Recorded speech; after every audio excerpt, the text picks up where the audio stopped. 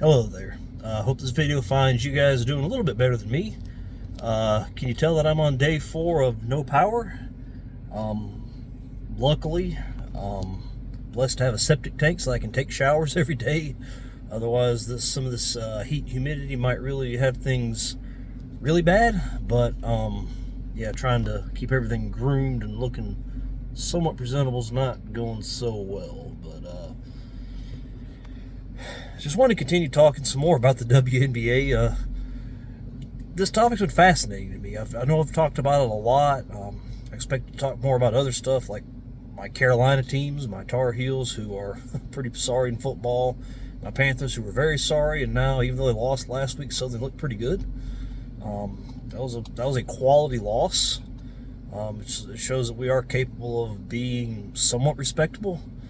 Congrats to the Bengals; they did a better job, but this WNBA situation just won't go away, even though Caitlin Clark's been eliminated from the playoffs. The only star really worth talking about in that league. Caitlin Clark's the only star that you can really talk about anywhere and really get a decent viewing, following, or whatever. I mean, she's the only one who's going to put people in the seats. She's the only one who's going to bring in good ratings. I guarantee you her first round best of 2 matchups or 2 games are probably going to draw more than the entire WNBA finals combined. But she's out, and obviously it is interesting seeing the ratings and attendance as they come in, or lack thereof, compared to when the Indiana Fever's season was still going on and she was still playing.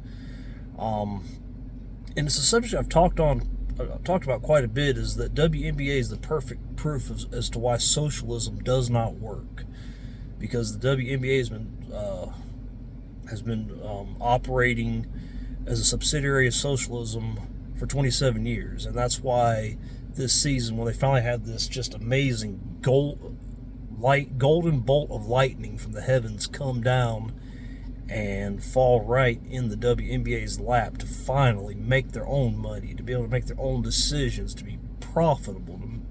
I mean, that's one thing you'd wonder, is there not any pride involved with them?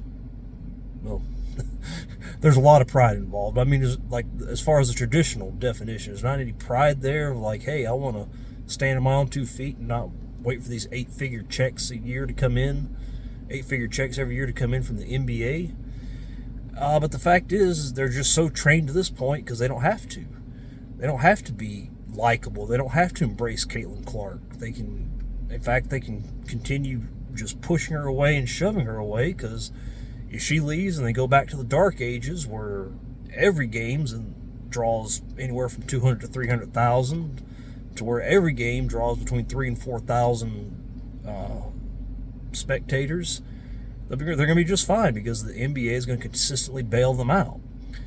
We watch a lot of videos from people that I really, really like, and their questions are very legitimate. They're questions I'd be asking too. I would make a video if it wasn't for the fact everybody else has kind of made a video about this, but they want to know, what does Caitlin Clark do from here? I mean, she's had her year in the league. She's shown she more than belongs, that she is already on a trajectory to become the best ever. That's got to be the greatest rookie season ever. But she's also just been disrespected by the WNBA, the WNBA players, the WNBA Players Association, the commissioner. I mean, the media, you name it. I mean, and at what point does she say, piss on this? I'm going where somebody will at least have a morsel of appreciation from the people around me. And those are perfectly legitimate questions to ask. I don't blame them. I don't blame people for making these videos, because they're great videos, and I'd encourage you to watch them. But the question I have is, when is the NBA and Adam Silver going to step up and say, look, enough's enough. You had this golden opportunity, this just golden chance has landed in your lap to make your own money, and where we don't have to pay for you. We don't have to pay for your losses every season to the tune of 8 figures, averaging $10 million a year that we have to pay out to you. Over $250 million we've paid out over 27 years just to keep you afloat. At what point does somebody become the adult in the room? I know I've used that phrase before, but when is somebody going to step up and act like an adult and actually say, look, you've got to start acting like adults. This welfare system is going to end unless you pick it up. At what point does Adam Silver and the NBA go to Kathy Engelbert, the WNBA Players Association, and all the members of the WNBA and say, look, you've got 2 seasons to start drawing a profit, to stop losing money. You've got 2 seasons to be able to stand on your own 2 feet. Because if they did that, all this vitriol towards Caitlin Clark would die immediately.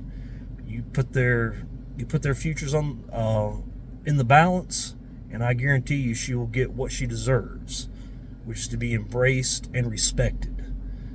Nobody's calling for her to have a special whistle. Nobody's calling for her to have the Asia whistle. Nobody's calling for her to have the officials call the game unfairly in her favor. At what point do you have just some semblance of fairness? But that's the thing. The WNBA has been trained for 27 years. They've been trained that it doesn't matter. It doesn't matter how bad their ratings are. It doesn't matter how bad their attendance are. It doesn't matter they still have only 12 teams, which, I mean, good Lord, the XFL and the USFL started up with about that many teams respectively. I know they've merged, and I don't know exactly how many teams they have, but I know they're going to look at expansion as soon as possible. I bet you if they're able to exist for another 27 years, they will have far more than 12 teams. They'll be drawing a much better audience per game and much better ratings per game. But at what point does Adam Silver step to the plate and say, look, this is it. I'll fund you guys for 2025 and 2026, but it's up to y'all ladies in this meantime over those 2 years to make it to where you're turning a profit, because you have the perfect opportunity under you now. You have somebody that so many mainstream media outlets are talking about, that are following. You've got millions of fans now that want to tune in and see her and see what all this fuss is about. They want to watch her play basketball. People like me that I don't even know what's going on this week in the WNBA on the court. I don't know who's playing who. I don't know what the playoff format is now. I don't know who's doing what. But I mean, you sit there and you got these people sitting there blaming Caitlin Clark for racism in the league. I mean, give me a break. First of all, they've not been able to provide any proof of the racism, which to me says a lot. And I wonder how long it's going to be before we have a racist hoax, Jussie Smollett style, Bubba Wallace style. I wonder how long it's going to be before that happens, because, you know, people are starting to say, okay, where is it? But then again, the WNBA players have never had to explain themselves. You know, most of us, if we go to our bosses and say, look, this is happening and it's a problem, you can't just say, okay, it's happening. They're like, okay, can I see some sort of receipt? What did they say? Where can I see this? You know, where can I look at so I can see what exactly is going on so I can determine the appropriate course of action? It's all been vague, all this vague language. You know, she's bringing in hate and vitriol and division and misogyny and racism and transphobia and homophobia and blah, blah, blah, blah, blah, blah, blah. And it's just, this is not conducive to turning a profit and building a league. I know they have an expansion team coming up. You know, they just sold a bunch of season tickets, but you know why? It's so these people can buy these season tickets at a pretty good price and then sell them for 3 times as much twice a year, 3 times as much as they're paying to see them twice a year for when Caitlin Clark comes to town. They can just say they can sell those seats and they can make a profit. Capitalism. It's funny how everybody else around them understands profitability, except for the WNBA themselves, but that's because of the NBA. The NBA will not stop bailing them out. At this point, the NBA has really nothing to explain. 27 years, $10 million a year on average, and a lot more this year now they've actually started having private planes, private flights. I mean, they can easily say, all right, enough's enough, that's that, we're done. And until they do that, it's just going to keep going. They're never, ever going to be profitable, and the NBA is just going to keep doling out money. But now they don't have to. And now they have the chance to tell the WNBA, look, if you want this, if you want to continue to exist, you're going to have to find a way to turn a profit, because you have the ability now, through Caitlin Clark, to turn a profit.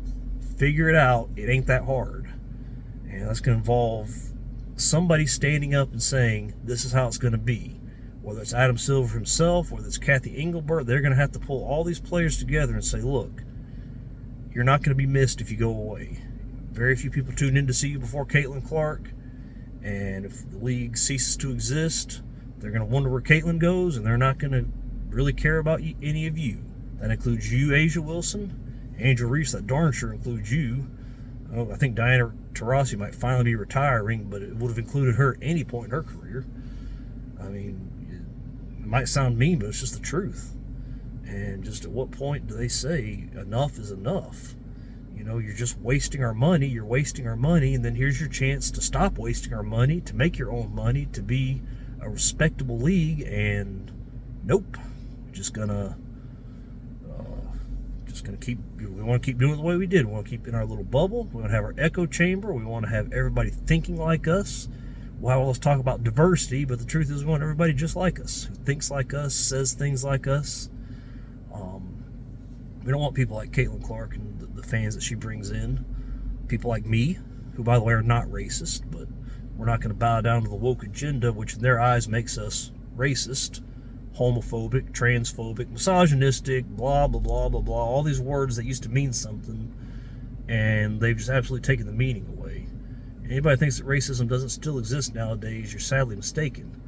But it's not existing in the domain of the WNBA.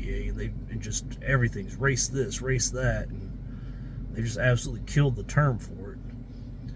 But then again, and that's a turnoff. That's a turnoff for us as the consumer. But the WNBA has never had to answer to the consumer. They've never had to worry about what the consumers thought, because if we turned away, which I mean, we're probably one more season like this away from turning away. And as much as we love Caitlin, saying, I'm not going to watch her get just disrespected like this over and over again. They've never had to answer the consumer. You know, the NFL, they tried to become an activist league, which is all the WNBA wants to be, is an activist league, a fake social media online activist league. It started to affect their bottom line. People tuned out. Ratings went down. Obviously the NFL was still pulling huge ratings, but they could see the trend. They could see the writing on the wall. However many years later, you don't see much social activity from them. At least not publicly. They're not using their platform to do anything except for entertain us. You know, the NBA is probably one of the best examples. They went full-blown woke. We are not going to shut up and dribble. We're going to be activists. Silence is violence. And whoops, China's a little bit mad about something. We're going to shut up and dribble here for a minute. And then their ratings went in the tank, and they're honestly still haven't gotten back to anywhere close to where they are. And they're facing kind of a bleak future. As much as I don't really care for LeBron and will be happy once he retires, the people replacing him aren't the most marketable. You know, we have a lot of foreign players, Nikola Jokic, Luka Doncic. I have a ton of respect for them in their games, but they're just not people that I want to tune in and watch. Giannis, I mean, he's got his moments, but he's not somebody I want to tune in and watch. He really just his whole style of play now. Even Anthony Edwards, I started getting into him, but he kind of turned me off with his performance in the Western Conference Finals, and then with his comments about nobody was skilled except for Michael, and then Kobe showed up and people thought he was more skilled than he was, or I don't know, whatever he said. That was a big turnoff, and I don't really want to watch him. And plus his game's really not nearly as exciting as I thought it was. After watching for 5 straight games, 7 straight games against the Nuggets, then 5 straight against Dallas, I realized he's not that guy. He's not really that guy that you're going to tune in to watch. Shai Gilgeous-Alexander, I think he's going to be the next alpha dog of the NBA. And who knows, maybe him and Chet Holmgren. It looks like there's a lot of exciting stuff in Oklahoma City, but you know, it's going to be on their shoulders to kind of rebuild what was torn down by activism. Because at the end of the day, the NBA has to answer to their consumers, and their consumers didn't like it, and they've had to back off of it quite a bit. They've had to back off of the activism and using their court publicly. The bubble, forget about it. And that's the other thing with them, you know, facing potential hits in the future. I know they're going to get another good media deal, because why not? But I mean, eventually their day of reckoning is going to come, and when that happens, what happens to the WNBA? I mean, they're going to be one of, if not the first things cut from the NBA's budget. We're not going to, continue wasting money, because that's all they've done. Every year, the WNBA waste money. Waste a lot of money.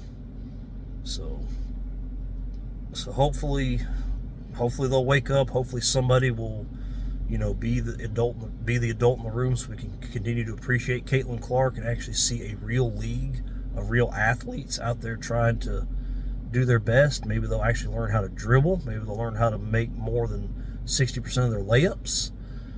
Maybe they'll learn how to make a shot that's not that shot put. I'm going to call it the Connecticut Sun Memorial shot, because it seems like all anybody on that team knew how to make. Find more people like Caitlin Clark, who has that just incredibly fast first step, can start getting downhill on the dribble and getting to the basket and have those exciting fast breaks. Like I said, looking for that next one. And, like I said, until somebody steps up and decides to be the adult in the room and tells people like Dejanay Carrington, all these people were blaming Caitlin for racism. The other person from the Connecticut Sun is so important, I can't remember her name. I remember they call her Playoff AT, even though she's never won a championship. Apparently the Sun have been to the playoffs quite a few times, have made it far in the playoffs quite a few times, and have always fallen short. So how she got that nickname, I don't know. I don't know what the A and the T stands for, but I know what the A does not stand for, and that's attendance. Because she does not bring the fans in, and the T does not stand for television, because she does not bring in the viewers. Never has, and unless Caitlin Clark's in the game, never will. And even though it's not her bringing it in, it's Caitlin. She just happens to be there. So it'll be interesting to see. Socialism does not work. The WNBA is a perfect example of that, and I'll be interested to see when somebody in the WNBA, and if not in the NBA, steps up and says no more. Welfare stops here. The checks are going to stop coming. You better figure it out. And you have the perfect opportunity to figure it out. It's very easy. It's right in front of your eyes. Make it work. So be interested to see if they decide to do that, if they're just going to allow themselves to go back to the dark ages and just waste money again and continue complaining. They're always going to complain. Here's our chance to make better salaries. They've been whining about their salaries, but that's the thing. Even if their salaries increase fivefold, which they might under Caitlin Clark, they'll still complain it's not enough. They're always going to complain. No matter what you do, they're going to complain. So again, that's just yet another reason why you can be the adult in the room and say, look, we're doing it this way. You're going to whine about it no matter what happens, whether we do anything, whether we don't do anything. You're going to find something to whine about and be the victim over. So it'll be interesting to see. Kind of doubt it'll happen. I think, again, they don't want to stir the woke hornet's nest. They still want the woke media to like them, because without the woke media, quite frankly, they ain't got a lot. I mean, they do, but the NBA does for sure, but it's waning by the day. And like I said, as much as I really don't care for LeBron James and Steph Curry's games, they bring in a lot more viewers than this new generation is going to, because they've not, and part of that's the NBA's fault, because they've not done a good job of promoting them. So, but we'll see. So, like I said, it'll be interesting to see what Caitlin decides to do going forward, but it's going to be even more interesting to see what the NBA decides to do with the WNBA going forward, because the WNBA's future rests solely in the NBA's hands, unless they decide to embrace Caitlin. Because, like I said, they are one stroke of the pen from Adam Silver away from not existing. If he says we're not subsidizing you guys anymore, the owners will bail. They will sell as quick as they can. They'll file for bankruptcy on behalf of whatever organization that their team's under. That Renee Montgomery lady, the real people who are really involved with the business end of it, will do their thing, and they'll cease to exist. So it'd be interesting to see if anybody has the guts to do the right thing here, to do the American thing, and make them start making their own money. So until then, stay tuned. Hopefully get my power back soon. I can make some better videos. Well, better looking videos. No, my videos weren't really good looking to start with, so there we go. But you guys take care. Don't hesitate to subscribe. Thank you so much for all the views. If you like it, subscribe, and I will talk to you guys later.